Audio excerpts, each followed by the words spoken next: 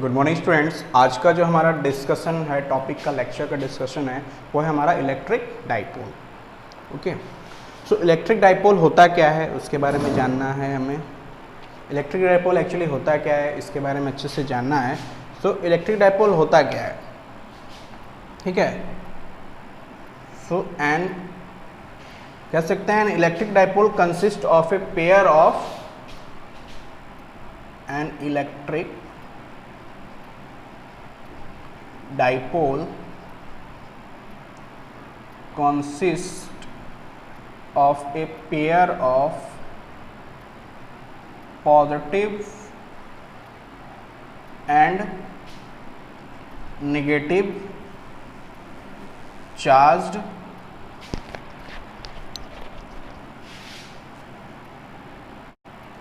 of equal magnitude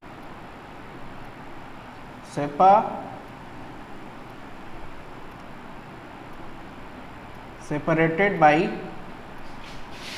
a small distance, ठीक है। तो कुछ इस तरह से जो है हमारा जो है एक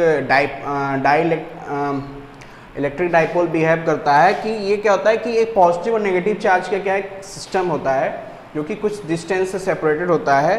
जैसे कि हम जो है एक नेगेटिव चार्ज है और ये आपका एक है आपका पॉजिटिव चार्ज, ठीक है। तो इनके सेंटर से इनके सेंटर के बीच का जो सेपरेशन है, ठीक है, वो अगर है ये हम कितना मानते हैं 2a, क्योंकि ये है सेंटर ऑफ डाइपोल, ठीक है। ये आपका होता है सेंटर ऑफ डाइपोल, इसको हम क्या कहते हैं सेंटर ऑफ डाइपोल। डाइपोल को हम P से डिनोट करते हैं, सेंटर ऑफ डाइपोल, ठीक है। सो ऐसे कोई इस तरह का कोई सिस्टम है, अगर एक नेगेटिव चार्ज एक पॉजिटिव चार्ज का, तो इनके बीच का सेंटर का बीच का सेपरेशन है आपका 2a। सो ये दोनों जो है क्या होंगे किसी पर्टिकुलर पोजीशन पे क्या लगाएंगे अपना जो है एक, और इन दोनों का जो देखिए क्या मैग्नीट्यूड जो है, दोनों का मैग्नीट्यूड क्या होना चाहिए बिल्कुल ही सेम होना चाहिए, ना कि जो है ये कुछ कम है, ये जैसे 1 माइक्रोकूलम है तो ये पता चला 2 माइक्रोकूलम का हो गया, ऐसा नहीं होना चाहिए। नेगेटिव है परंतु दोनों का जो मैग्नीट्यूड क्या होना चाहिए बराबर बराबर होना चाहिए। ये 1 है तो ये भी 1, 2 है तो 2, 2 है तो आपको 2 करना पड़ेगा, ठीक है। तो आपका ये जो O पॉइंट है क्या सेंटर ऑफ डाइपोल होता है, ठीक है। और आप सोच रहे होंगे कि ये जो है क्योंकि इनका मैग्नीट्यूड -q है, एक का आपका +q है, तो दोनों का जो है 0 हो जाता है। इसका मतलब ये क्या है रॉन्ग है, ये क्या है रॉन्ग कॉन्सेप्शन है कि इनका जो है डाइपोल मोमेंट माइनस और पॉजिटिव माइनस और प्लस होने की वजह से जो है 0 नहीं होता है इनका, ठीक है। It doesn't means that the field of a electric dipole is 0, ठीक है। इलेक्ट्रिक डाइपोल के एग्जांपल्स हम ले सकते हैं जैसे केमिस्ट्री में एटम्स के बीच में से कि एग्जांपल जैसे CO2 मॉलिक्यूल्स, H2O मॉलिक्यूल्स, ठीक है, CO2 के मॉलिक्यूल्स, H2O के मॉलिक्यूल्स, ठीक है।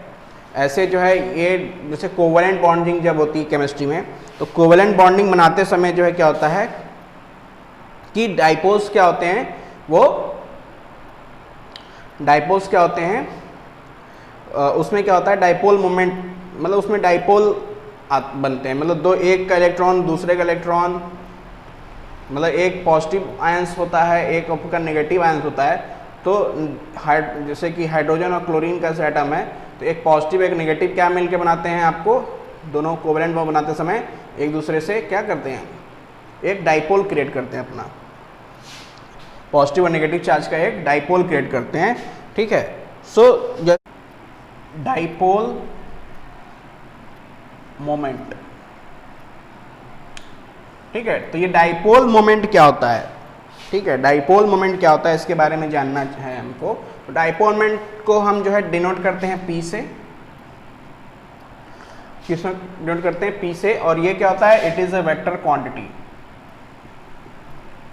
ये क्या होता है डाइपोल मोमेंट होता है वेक्टर क्वांटिटी होता है, ये एक वेक्टर क्वांटिटी है, ठीक है। और P का मैग्नीट्यूड अगर हम निकालना चाहें तो P बराबर का मैग्नीट्यूड होता है आपका Q into 2A, Q into 2A के बीच में होता है। अगर ये A क्या है, डिस्प्लेसमेंट है, वेयर A इज डिस्प्लेसमेंट, ठीक है, डिस्प्लेसमेंट होता है, ठीक है, क्योंकि चार्ज तो क्या होता है, स्केलर क्वांटिटी होती है, तो A क्या डिस्टेंस है, डिस्टेंस जो है इस यहाँ पे डिस्प्लेसमेंट के बराबर होता है। यहाँ पे इनके बीच का सेपरेशन जो डिस्टेंस होता है वो जस्ट लाइक ए डिस्प्लेसमेंट, और डिस्प्लेसमेंट क्या होती है, वेक्टर क्वांटिटी, तो स्केलर इनटू वेक्टर क्वांटिटी क्या बन जाती है, इसको वेक्टर क्वांटिटी बना देती है, ठीक है। सो इसका SI यूनिट जो होता है डाइपोल मोमेंट का, जैसा कि यहाँ पे देख रहे हैं चार्ज है और ये डिस्टेंस है, तो ये बनेगा आपका कूलॉम्ब मीटर। कूलॉम्ब मीटर जो होता है क्या होता है, SI यूनिट होता है आपका डाइपोल मोमेंट का। स्पेलिंग यहाँ पे गलत है, डाइपोल मोमेंट का, ठीक है। सो इन फिजिक्स जब आप फिजिक्स में पढ़ते हैं तो डाइपोल मोमेंट कहाँ से कहाँ तक होता है, डाइपोल मोमेंट का डायरेक्शन जो होता है in physics, dipole moment direction is from positive to negative, ठीक है। डाइपोल मोमेंट का डायरेक्शन क्या होता है, पॉजिटिव से नेगेटिव चार्ज की तरफ होता है इन फिजिक्स। लेकिन जब हम इन केमिस्ट्री पढ़ते हैं तो आपको ये कन्फ्यूजन हो सकता है, तो केमिस्ट्री में ऑलरेडी पढ़ चुका है। सो इन केमिस्ट्री में क्या होता है, डाइपोल मोमेंट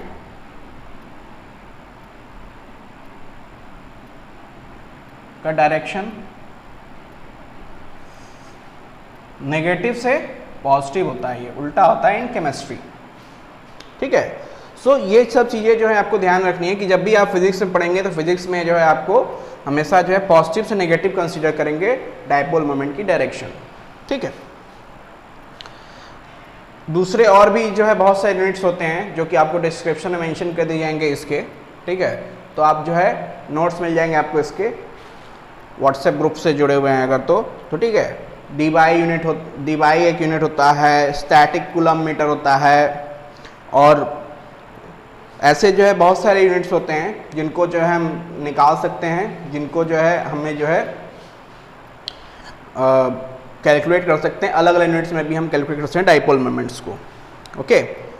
आइए जानते हैं कि इलेक्ट्रिक फील्ड क्या होता है। डाइपोल मोमेंट में इलेक्ट्रिक फील्ड किससे कहते हैं, डाइपोल की वजह से जो है इलेक्ट्रिक फील्ड कितना होता है, in terms of electric field हम डाइपोल कैलकुलेट करते हैं, डाइपोल मोमेंट्स, ठीक है। सो आइए समझते हैं डाइपोल फील्ड। डाइपोल के वजह से लगने वाला इलेक्ट्रिक फील्ड डाइपोल फील्ड कहलाएगा, तो इसको हम लिखेंगे डाइपोल फील्ड, ठीक है।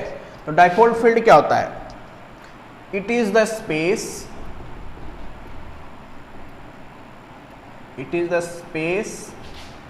around the dipole in which the electric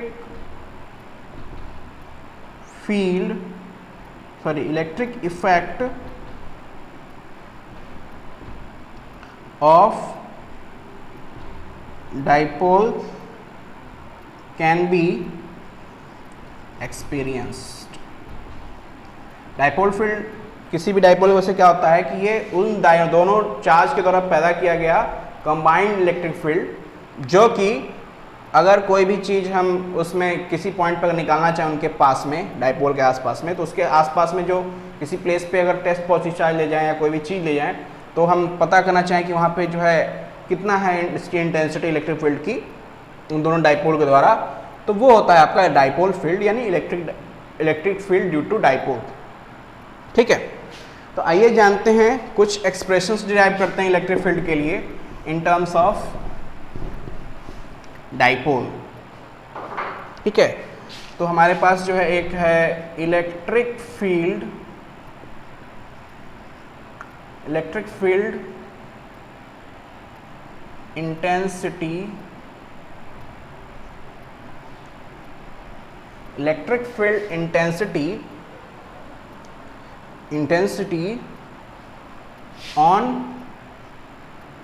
axial plane, on axial line of electric dipole, on axial line of electric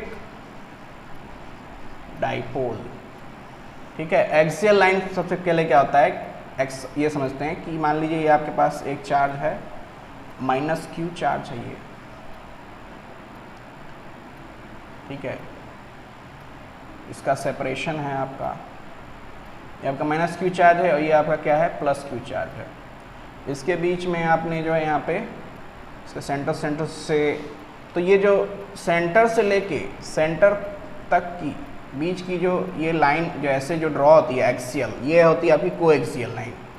ठीक है, इस तरह के एक्स कहते हैं हम एक्सियल लाइंस, तो इनको हम कोएक्सियल होते हैं क्योंकि दोनों एक ही लाइन पे मैच कर रहे हैं इनके सेंटर, तो इसको हम कहते हैं कोएक्सियल लाइन। ठीक है, तो ये है आपका माइनस क्यू चार्ज, ये है आपका प्लस क्यू चार्ज। तो इसके द्वारा जो है, इन दोनों के द्वारा अगर हमको पता करना है कि इस P पॉइंट पे, ठीक है, इस P पॉइंट पे इलेक्ट्रिक फील्ड इंटेंसिटी कितनी है, तो उसे पता करने के लिए ये इसका जो इलेक्ट्रिक फील्ड का सेंटर है, तो यहाँ से है ना, यहाँ से इसकी दूरी कितनी होगी, a होगी, और यहाँ से इस सेंटर की दूरी कितनी होगी, a होगी। सो टोटल दूरी है आपका होता है 2a, किसी भी डाइपोल के बीच का टोटल दूरी क्या होता है 2a, तो आपका ये होगा। और दिया है कि सेंटर से इस P पॉइंट की दूरी कितनी है, r है। ठीक है, तो प्लस चार्ज के द्वारा सबसे पहले कैलकुलेट किया जाए। ठीक है, सबसे पहले अगर हम कैलकुलेट करना चाहें कि प्लस चार्ज की वजह से इलेक्ट्रिक फील्ड P पॉइंट में कितना होगा, इस डायरेक्शन में होगा। नेगेटिव चार्ज की वजह से इलेक्ट्रिक फील्ड का डायरेक्शन क्या होगा, इस तरफ होगा। ठीक है, तो अगर प्लस चार्ज की तरफ से लगने वाला इलेक्ट्रिक फील्ड का डायरेक्शन को, अगर हम इलेक्ट्रिक फील्ड को हम माने E1 और इसको मान लें हम E2, नेगेटिव की वजह से लगने वाले इलेक्ट्रिक फील्ड को मान लें E2, तो देखिए नेगेटिव चार्ज, पॉजिटिव चार्ज क्या है, बहुत नज़दीक है P पॉइंट से, तो इसके द्वारा जो है नज़दीक होने की वजह से क्या होगा कि नज़दीक होने की वजह से जो चार्ज होगा आपका, ठीक है, नज़दीक होने की वजह से जो इसके ऊपर जो इलेक्ट्रिक फील्ड इंटेंसिटी होगी P पॉइंट की ज़्यादा होगी इन कंपेरिजन टू नेगेटिव वजह से, जिसकी वजह से जो है E1 क्या होगा, हमेशा ज़्यादा होगा, ग्रेटर होगा। E1 is greater than E2 हमेशा होगा। Electric field intensity due to positive charge will always be greater than negative charge, क्योंकि पॉजिटिव चार्ज ज़्यादा नज़दीक है उस P पॉइंट से। ओके, सो हमारा जो टोटल इलेक्ट्रिक फील्ड होगा, हमारा E नेट, हमारा जो E नेट होगा will be in the direction of E1 के ही डायरेक्शन होगा। तो हमारा E नेट अगर निकालना चाहें, E नेट को अगर E मान लें, तो हमारा E बराबर क्या हो जाएगा, E1 plus E2, E1 plus E2 हो जाएगा। और इसका अगर हम वेक्टर एडिशन करें, मैग्नीट्यूड निकालें इन सब का, तो E बराबर हो जाएगा आपका क्या, E1 माइनस E2, क्योंकि अपोजिट साइड में है, अपोजिट साइन है, अपोजिट में दोनों लग रहे हैं, तो माइनस हो जाएगा E2, E1 माइनस E2। ठीक है, सो आपका जो है E1 के द्वारा जो लगा गया इलेक्ट्रिक फील्ड क्या होता है, KQ अपॉन, आपने पढ़ा है पहले से इलेक्ट्रिक फील्ड क्या होता है, KQ अपॉन R स्क्वायर होता है। तो यहाँ पे क्योंकि जो है डिस्टेंस में वेरी हो रहा है, तो यहाँ पे डिस्टेंस क्या लिखा जाएगा, पॉजिटिव चार्ज की वजह से E1 क्या है, पॉजिटिव चार्ज का फील्ड है, तो पॉजिटिव चार्ज की वजह से यहाँ पे, तो यहाँ से लेके P तक की दूरी कितनी होगी वो हमें कैलकुलेट करना है सबसे पहले। तो देखो यहाँ से लेके यहाँ तक की दूरी क्या है, ए है, सेंटर से लेके यहाँ तक की दूरी क्या है, ए है, और यहाँ से लेके पूरे यहाँ तक की दूरी क्या है, आर है।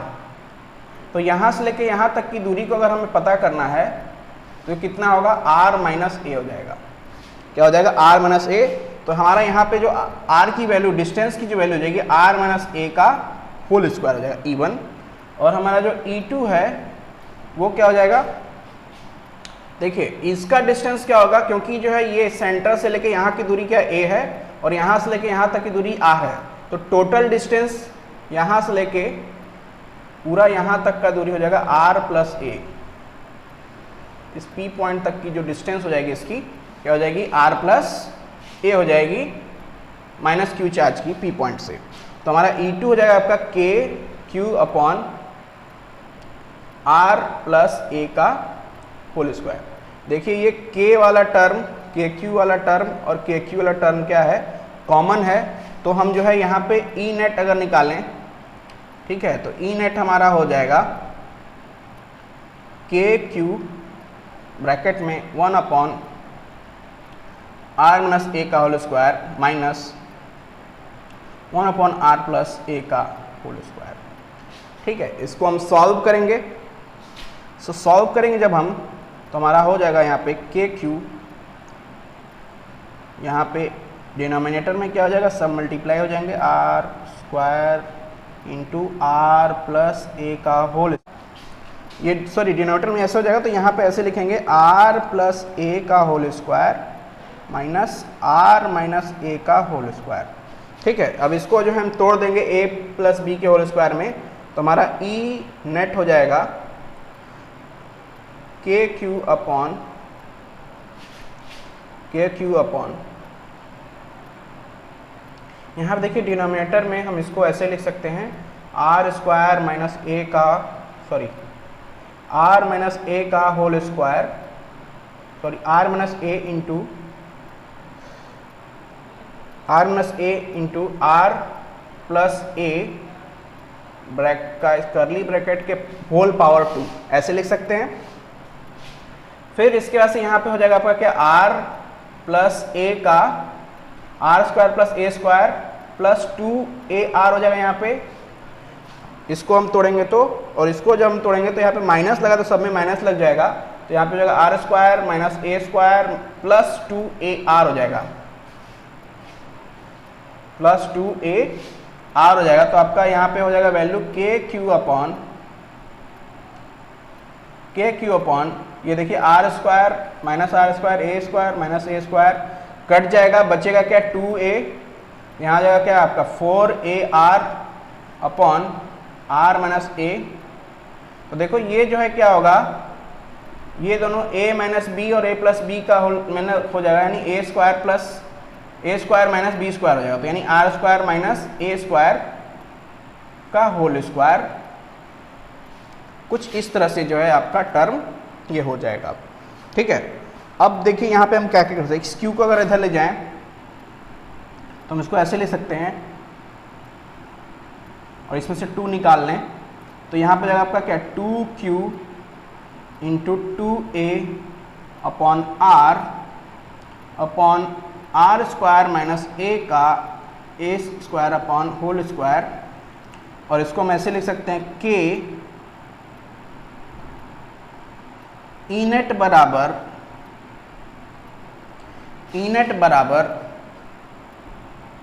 हमारा ई नेट बराबर यहाँ पे लिख सकते हैं कि ये हो जाएगा आपका 2K into under root of, ये देखिए क्या होता है 2 इंटू ए क्या होता है, हमने पढ़ा था कि P बराबर होता है Q इंटू 2A। ठीक है, सो यहाँ से हम P, यहाँ पे हम P रख देंगे तो यहाँ पर जाएगा क्या डाइपोल, तो 2P into R 2P into R upon R square minus A square का होल स्क्वायर। ठीक है, ये है आपका फाइनल एक्सप्रेशन, ये आपका फाइनल एक्सप्रेशन निकल के आएगा electric field intensity due to dipole. ठीक है, इसका वेक्टर फॉर्म अगर लिखना चाहें तो वेक्टर फॉर्म बहुत इजी है, इसमें क्या है कि आपको पता है dipole direction of the electric field किधर फाइनली कंसीडर हो क्या आएगा, टुवर्ड्स द डाइपोल यानी E1 की तरफ। ठीक है, सो क्या हो जाएगा कि आपका जो है पूरा जो टोटल डाइपोल है वेक्टर फॉर्म में अगर निकालना चाहें तो वेक्टर फॉर्म में क्या हो जाएगा, वेक्टर फॉर्म में अगर निकालना चाहें यहाँ पे, तो वेक्टर फॉर्म में अगर हम निकालना चाहें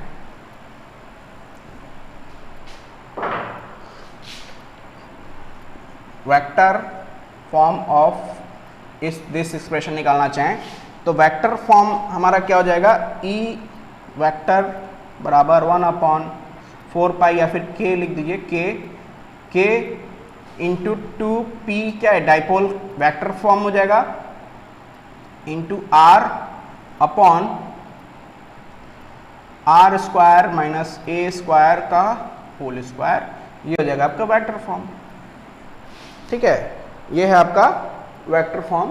डाइपोल मोमेंट डायरेक्शन आप तो सारा डाइपोल की तरफ ही होगा तो डाइपोल फॉर्म में वेक्टर में लग जाएगा कुछ इस तरह से। डाइपोल वेक्टर फॉर्म भी यही है आपका, जस्ट लाइक दैट, इसी तरह से वेक्टर फॉर्म है, यही तरह से जो है आपका क्या है। सो कुछ स्पेशल केसेस देखते हैं, स्पेशल केसेस में क्या होगा, स्पेशल केसेस देखते हैं। स्पेशल केस में हम ये देखेंगे कि अगर R क्या है, बहुत ही बड़ा है, बहुत बड़ा है A से, यानी 2A से बहुत बड़ा है, समझ लीजिए 2A से बहुत ही ज़्यादा बड़ा है, या A से ही मान लीजिए बहुत ज़्यादा बड़ा है। ठीक है, तो बहुत बड़ा होगा तो क्या होगा, ये A क्या हो जाएगा, A बिकम नेग्लिजिबल।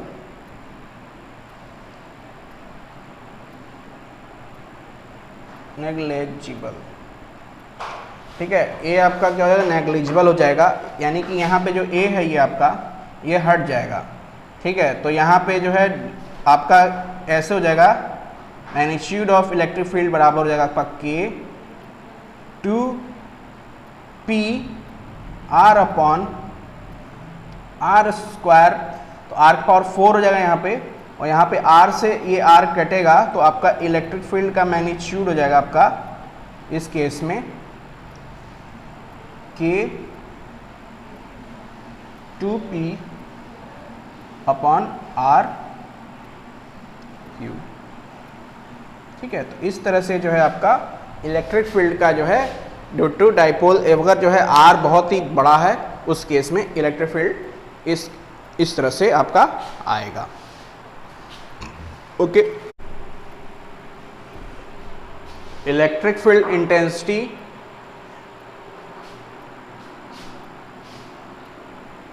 ऑन, एक और एक्सप्रेशन हम लोग ड्रॉ करें, डिराइव करेंगे, electric field intensity on equatorial axis. ठीक है, on the equatorial, QUATORIAL, equatorial axis, equatorial points पे या इक्वेटोरियल एक्सिस पे अगर जो है चार्ज कंसीडर करते हैं तो उसके वजह से जो है इलेक्ट्रिक डाइपोल कितना होगा, सॉरी इलेक्ट्रिक फील्ड कितना होगा इलेक्ट्रिक डाइपोल की वजह से। ठीक है, वो हम जो है कंसीडर करेंगे। ठीक है, सो मान लीजिए कि एक आपके यहाँ पे चार्ज है, ये आपका -Q चार्ज है, और ये यहाँ पे एक चार्ज आपका +Q, तो ये होता है आपका एक्सियल एक्सिस। ठीक है, यहाँ से अगर हम ये परपेंडिकुलर ड्रॉ करें इस सेंटर पे, इसका ये सेंटर है, ये O पॉइंट, तो यहाँ से अगर हम एक्सियल पॉइंट है ये, तो ये होता है आपका एक्सियल पॉइंट। तो यहाँ पे अगर एक पॉइंट है आपका P, तो यहाँ पे अगर हम जो है ऐसे एक लाइन ड्रॉ करें, ज्वाइन करें, तो ये क्या बन जाएगा, एक तरह का एक आइसोसेलेस ट्रायंगल बन रहा है। क्या बन रहा है, आइसोसेलेस।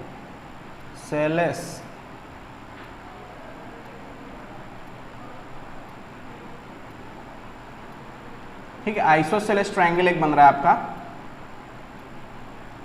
ये दोनों साइड इक्वल हो जा रही हैं ये, तो आइसोसेलेस ट्रायंगल, तो ये एंगल थीटा होगा, ये एंगल थीटा इक्वल होगा, दो एंगल थीटा आमने सामने के एंगल क्या होंगे, इक्वल होंगे। इनके बीच का डिस्टेंस कितना है, 2a है।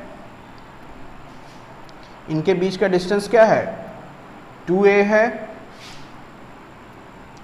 तो इस माइनस के द्वारा जो लगने वाला जो इलेक्ट्रिक फील्ड है इसके किधर होगा, इस यहाँ से इस पॉइंट पे अगर हम देखें तो वो क्या होगा, इस तरफ होगा। प्लस की वजह से लगने वाला जो इलेक्ट्रिक फील्ड है वो क्या होगा, इसके अवे होगा। ठीक है, सो इसके क्या बनेंगे, हमारे पास दो कंपोनेंट होंगे। तो ये क्या है, आपका E1 है और ये है आपका E2। ये आपका E1 है इलेक्ट्रिक फील्ड, ये आपका E1 इलेक्ट्रिक फील्ड है यहाँ पे, और ये आपका E2 इलेक्ट्रिक फील्ड है। ठीक है, तो इसका इनका जो रिजल्टेंट होगा बिल्कुल इधर होगा। तो इसके दो कंपोनेंट बनेंगे, एक इधर होगा और एक कंपोनेंट आपके क्या होंगे, एक्स एक्सिस में, एक वाई एक्सिस में। एक्स एक्सिस में इधर, एक आपका होगा इधर वाई एक्सिस में, और इनके बीच का एंगल क्या होगा, ये भी थीटा होगा, थीटा थीटा। ये एंगल्स इक्वल होंगे। देखिए दो पैरेलल लाइंस हैं, ये पैरेलल लाइंस में जब ये ऐसे जो होता है ट्रांसवर्सल ड्रॉ होता है दो पैरेलल लाइंस के बीच में, ठीक है, ऐसे पैरेलल लाइंस ड्रॉ समझ लीजिए, तो क्या होता है, ये जो है पैरेलल लाइंस के बीच में ट्रांसवर्सल में इक्वल हो जाते हैं। ये भी पैरेलल लाइंस हैं तो ये इक्वल हो जाएंगे। तो ऊपर वाला एंगल क्या है, दोनों एंगल्स क्या होंगे, एक दूसरे से इक्वल हो जाएंगे। तो ये थीटा है तो ये भी थीटा है, थीटा एंगल पे बनेगा आपका पूरा का पूरा। तो ये देखिए इधर से सो क्या है कि इसके पॉजिटिव पॉइंट, पॉजिटिव चार्ज का इस इलेक्ट्रिक फील्ड का E1 का जो एक्स एक्सिस इधर होगा, है ना, और आपका जो है E2 के वजह से जो है इधर लगेगा, वाई एक्सिस इधर होगा, E2 का एक्स एक्सिस इधर होगा। तो E1 और E2 की वजह से जो लगने वाला जो इलेक्ट्रिक फील्ड है E1, ठीक है, E1 ये आपका हो जाएगा क्या, ये E1 cos थीटा हो जाएगा आपका ये, और ये आपका क्या है E1, ये आपका हो गया E2 cos थीटा, और जितने भी साइन थीटा के कंपोनेंट्स हैं वो क्या होंगे, इधर ही ये आपका रिजल्टेंट R है, इधर ही जुड़ते जाएंगे साइन थीटा, यानी E1 साइन थीटा और E2 साइन थीटा क्या होंगे, एक आपस में ये जुड़ेंगे इधर। ठीक है, तो ये क्या है, एक दूसरे कैंसिल करते तो सारा बचेगा क्या, तो हमारा ई नेट जो होगा, हमारा जो ई नेट होगा वो क्या होगा, E1 sine theta plus E2 cos theta के बराबर होगा, sorry E1 sine theta plus E2 sine theta के बराबर होगा, यानी दोनों साइन कंपोनेंट ही जुड़ेंगे हमेशा। ओके, तो हमको पता है E1 बराबर क्या है, E1 बराबर आपका है K Q अपॉन, और ये देखिए डिस्टेंस देखिए पहले आप इनका, ठीक है, इनके बीच का डिस्टेंस देखिए, A से लेके ये मान लीजिए अगर ये पॉइंट है तो यहाँ से -Q से लेके P पॉइंट तक के बीच का डिस्टेंस देखिए। अगर ये डिस्टेंस, और ये देखिए डिस्टेंस क्या है, R अगर दिया हुआ है पहले से, सेंटर से लेके इसकी डिस्टेंस कितनी दी है, R दी हुई है, और ये आपको पता है A होगा, ये डिस्टेंस क्या है, A है। सो ये 90 डिग्री बन रहा है एंगल, तो ये क्या होगा आपका, ठीक है, ये कितना होगा, सो ये होगा आपका क्या, √R² plus A², √R² plus A²। तो देखिए ये क्या हो जाएगा, जब इसका स्क्वायरिंग करेंगे तो ये डिस्टेंस होगा R² प्लस A² ही रह जाएगा सिर्फ। तो E1 की वैल्यू आपकी कुछ ये होगी, E2 की वैल्यू भी क्या होगी आपकी K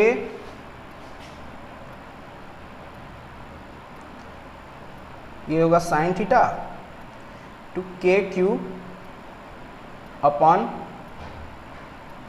R², ठीक है, R²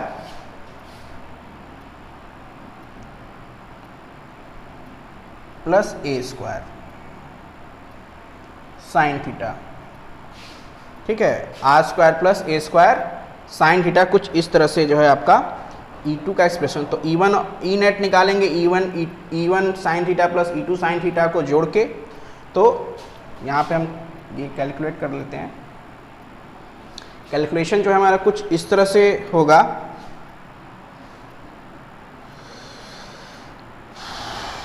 और ये भी जो है आपका यही है, ठीक है। तो कैलकुलेशन जो है हम अपना करेंगे, मैग्नीट्यूड ऑफ ई नेट हो जाएगा आपका, E बराबर आपका हो जाएगा E1 sine theta plus E2 sine theta. अब देखिए, क्योंकि चार्ज मैग्नीट्यूड क्या है, देखिए मैग्नीट्यूड क्या है, E1 और प्लस चार्ज और नेगेटिव चार्ज का मैग्नीट्यूड इक्वल है, तो दोनों की वजह से होने वाला इलेक्ट्रिक फील्ड इस पॉइंट पे क्या होगा, अलोंग द आपका एक्स एक्सिस क्या होगा, हमेशा जो है सेम होगा, ठीक है, हमेशा क्या होगा, इक्वल होगा। सो क्या होगा, हमारा E1, हमारा जो E1 है वो इक्वल टू हो जाएगा क्या, E2, ठीक है, यानी कि मैग्नीट्यूड ऑफ E1 इक्वल्स हो जाएगा आपका मैग्नीट्यूड ऑफ E2। तो E1 साइन थीटा और E2 साइन थीटा क्या हो जाएंगे, इक्वल हो जाएंगे। तो इसको हम लिख सकते हैं मैग्नीट्यूड ऑफ E बराबर 2E sine theta, 2E sine theta लिख सकते हैं, ठीक है। सो आइए, या 2E1 लिख देते हैं, E1 साइन थीटा, क्योंकि E1 इक्वल E2 और E1 इक्वल है, तो 2E2, तो E1 की वैल्यू हम यहाँ से उठा के रख देंगे। तो यहाँ पे क्या हो जाएगा, साइन थीटा पहले से मल्टीप्लाई इसमें, तो यहाँ पे हो जाएगा 2 इंटू E1 कितना है, KQ by R square plus A square into sine theta, ठीक है, इंटू साइन थीटा, इस तरह से आपका आएगा, ठीक है। सो देखिए आपका जो ई नेट है, मैग्नीट्यूड ऑफ आपका जो है ई नेट है, तो हमें जो है सबसे पहले पता करना है साइन थीटा कितना है, साइन थीटा की वैल्यू हमें पता करनी है कितनी है। तो साइन थीटा क्या होता है, थीटा जो होता है आपका क्या होता है, परपेंडिकुलर अपॉन हाइपोटेनस होता है। साइन थीटा क्या होता है, परपेंडिकुलर अपॉन हाइपोटेनस। तो यहाँ पे A बाई आर जो हमने लिखा है वो कैसे लिखा है, sorry A upon R under root of R square plus A square लिखा हुआ है, under root of R square plus A square लिखा हुआ है हमने, ठीक है। तो साइन थीटा क्या है, परपेंडिकुलर अपॉन हाइपोटेनस है हमारा, ठीक है। तो हमारा जो परपेंडिकुलर क्या है, यहाँ पे इस साइन थीटा को इस डायरेक्शन माना है, तो हमारा परपेंडिकुलर ए है, तो हमारा क्या हो जाएगा, A upon R square plus A square under root में, इस तरह से साइन थीटा हमारा होगा, ठीक है। तो साइन थीटा बराबर हो जाएगा, साइन थीटा की वैल्यू ये होगी, तो साइन थीटा वैल्यू जब हम यहाँ पर रखेंगे इस जगह पे, तो इस तरह से हमारा एक्सप्रेशन आएगा। तो हमारा ई नेट हो जाएगा हमारा